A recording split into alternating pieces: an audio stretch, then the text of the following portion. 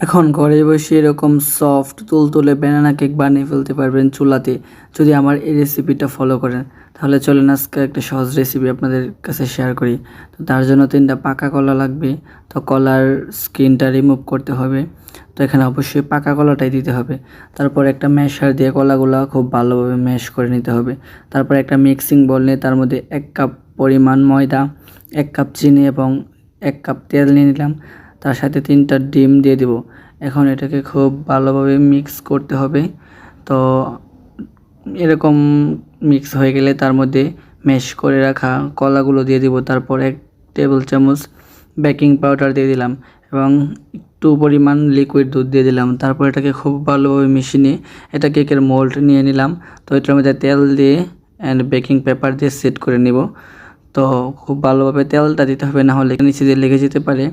তো বেকিং পেপারগুলো দিয়ে তেলের মাঝখানে আস্তে আস্তে বসিয়ে দিতে হবে। তারপর সাইড দিয়েও 2টা বেকিং পেপার দিয়ে দিলাম। তাহলে কেকটা বেক হওয়ার পর তুলতে খুব সুবিধা হয়, মানে অনেকটা সুন্দর হয়। তারপর কেকের ব্যাটারটা দিয়ে দিলাম। এখন ঝাঁকিয়ে ভিতরে বাতাসটা বের করে একটা চুলাতে কড়াই বসে ভালো গরম করে তার মধ্যে কেকের ব্যাটারটা দিয়ে দিলাম এবং মিডিয়াম টু লো হিট এটা 45 মিনিট কুক করলে রেডি হয়ে যাবে এরকম সফট তুলতুলে ব্যানানা কেক।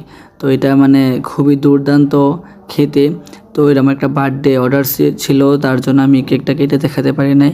তো নেক্সট কোনো কেকের অন্য ফ্লেভারের ভিডিও চাইলে কমেন্ট করে জানাতে পারেন। তো সবাই ভালো থাকেন, ভিডিওটা ভালো লাগলে লাইক কমেন্ট শেয়ার করেন, পাশে থাকেন, বাই।